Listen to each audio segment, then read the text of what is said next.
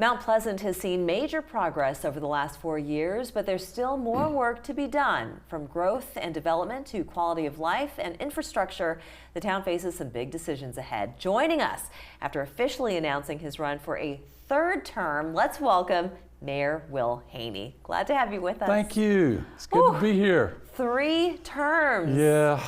Well, I want to hear how the first 2 have been going, because it is not for the faint of heart. No, it's not. And you know, the first one right at the tail end in my 3rd year came the pandemic. That's right. And I always tell people, you know, I knew I wanted to get in there and do something about growth, and we did the growth management. Knew we needed to do something about short-term rentals, and we did that. Had no clue we were going to have something like a pandemic, and that was just like building an airplane while you're flying it. Absolutely. And I think it was a real test. I've told people it was the hardest test of leadership I've ever had, and I've had a few. And I got reelected after that, pretty overwhelmingly. And so these last 4 years have been smoother because there were no life and death issues. But as you said in the intro, there's a lot of work to be done. So there's a reason why. There's a reason why so many people want to come to Mount Pleasant to live, and maybe you can share a little bit about what makes it so special. First of all is our natural beauty and just our sense of place, our quality of life, and that's something that you have to work to protect. And that's why when I first got elected, I had 3 principles, not goals, but principles, because principles you always operate by. You never say, you know, I accomplished being honest, so I'm done, right? No. Right. So the first was to protect, to protect from overdevelopment, protect these beautiful oak trees we have, protect our marsh, which is around us, and it's unique to Mount Pleasant. The second principle is to plan. So we have been planning for a lot of things. Planning for our new comprehensive plan, which we passed in 2020. We're now planning to save older neighborhoods. You know, we have them in Mount Pleasant. They're not historic like the old village, so they don't have that protection. And they're not new like, say, Carolina Park or Charleston National that has covenants and restrictions. So their only way to preserve their character is for the town to do something. And so that's a big priority for us right now. Doesn't mean people aren't welcome to buy homes and move in and all, but we just don't want it to become every town USA. Yeah. And then the third principle was to restore, and we're at that stage now. We are beginning to restore native plants, restoring the flow of water to things have been disrupted, so flooding has become an issue for everybody. Now, people in Charleston don't like to hear Mount Pleasant talk about flooding, but we're talking about millions of dollars of needs where Charleston has billions.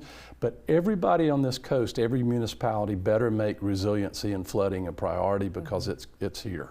I'm glad that you brought that up, because as we're in hurricane season right now, and it's going to start growing. In fact, we have our first named hurricane, or tropical disturbance, I should say, in the Atlantic right now. So we are seeing these storms getting bigger and bigger. I mean, obviously, Hugo made a huge impact all those years ago, but it's not to say that that couldn't happen again. So what mitigating factors have been put in place to ensure that property and life is Good. I'm glad you asked that. The measure of our preparedness just within the town of Mount Pleasant and regionally since I was first mayor in 2017 is by multiples better than it used to be. We have our own professional emergency planner, which we had before I got elected as well. But we've reorganized our whole emergency operation thing, so the town can only prepare so much. We pre-position equipment. We are ready if the government gives an evacuation order, which I want everybody that has just moved here to get familiar with that, because that call has to be made by the governor 72 hours before we think it's going to hit. The governor just had a Low Country Summit with all of us, every county basically from the North Carolina line to the Georgia line and inward inland as far as maybe Orangeburg. We all met, we went over everything, and we are as prepared as anybody in the country. And the governor said people from other places are coming here to see how we do it. Wow. But there's another aspect to that. I don't know if you want me to go into this now or if you need to take a break. We do need to take a break. All right, I saw it. You know what, you don't need I can tell by your body language. We'll do that after we get back after the break. Don't go anywhere. Welcome back. We've been chatting with Mayor Will Haynie of Mount Pleasant, who's just announced that he's running for a third term.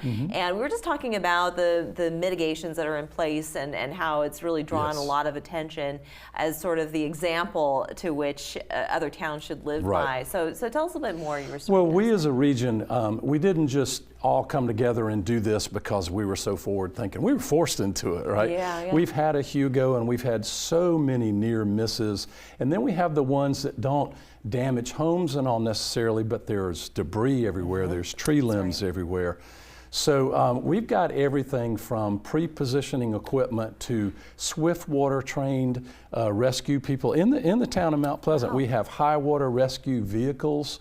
We have got all of that. We also have partnerships with 3 inland municipalities, so when we have an emergency, they come here. You may have seen trucks from Rock Hill or Anderson picking up debris in your neighborhood.